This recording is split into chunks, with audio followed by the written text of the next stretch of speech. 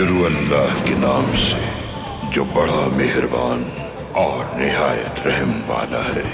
اے محمد، ہم نے تم کو فتح دی تاکہ اللہ تمہارے سبب سے گناہ بخش دے، تمہارے اگلوں کے اور تمہارے پچھلوں کے، اور اپنی نعمتیں تم پر تمام کر دے اور تمہیں سیدھی راہ دکھا دے۔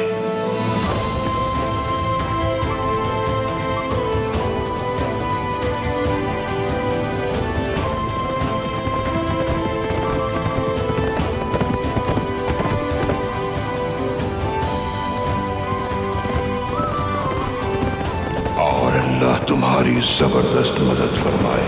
وہی تو ہے جس نے ایمان والوں کے دلوں میں اطمینان ڈالا تاکہ ان کے ایمان کے ساتھ اور ایمان بڑھے۔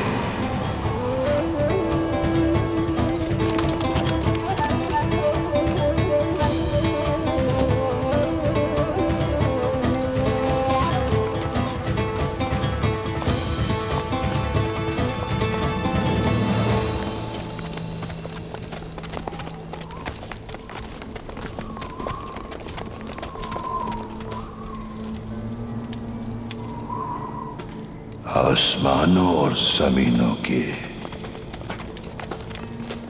تمام لشکر اللہ ہی کی ملکیت ہے اور اللہ ہی حکمت والا ہے۔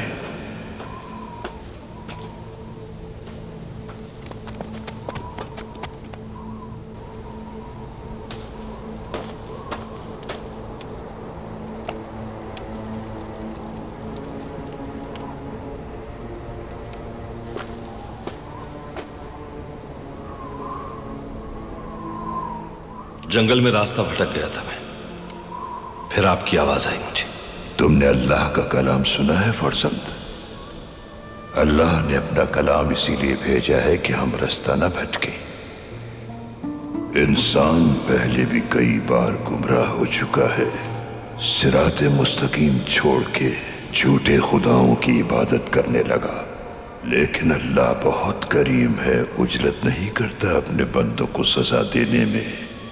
قرآن پاک نازل فرما کر اس نے ہم پر رحم کیا ہے تاکہ ہم گمراہ نہ ہوں اور اس سے رہنمائی حاصل کریں۔ پیغمبر اکرم کو ہمارا رہبر بنایا، جنہوں نے ان کی پکار پر لبیک کہا اور صراط مستقیم پر قائم رہے۔ قرآن پاک کی تعلیمات سے وہی فیض پاتے ہیں، وہی خوش نصیب اس زندگی اور ابدی زندگی کے فاتح ہیں۔ صبر کرتا ہوں بہت، گرچہ ناموافق حالات میں فیصلے کرنا بہت مشکل تھا، لیکن پھر بھی خود کو تنہا محسوس نہیں کیا۔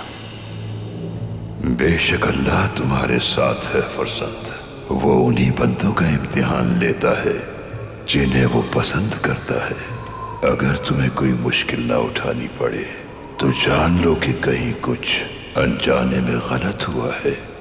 انصاف آپ کو تھکا دیتا ہے، انسان کا تکبر اس کی موت ثابت ہوتا ہے۔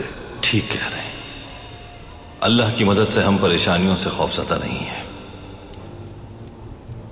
یقیناً اللہ ہی بہترین صلہ دینے والا ہے۔ تمہاری پریشانیاں ایک ایک کر کے ختم ہو رہی ہیں ارطغرل، اللہ کی نصرت تمہارے ساتھ ہے۔ تمہارا دشمن جس نے اب تک صرف تمہیں تکلیفیں پہنچائی ہیں، تمہیں منزل تک پہنچانے کا ذریعہ ہے۔ یاد رکھنا کبھی تکبر میں نہ پڑنا، بھولنا مت، ہر ہونے کے پیچھے ایک حکمت ہے۔ اللہ نفس کی غلامی اور شیطان کی پیروی سے مجھے ہمیشہ محفوظ فرمائے۔ آمین آمین۔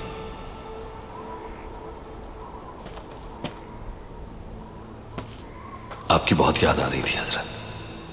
بہت جلد ملاقات ہوگی۔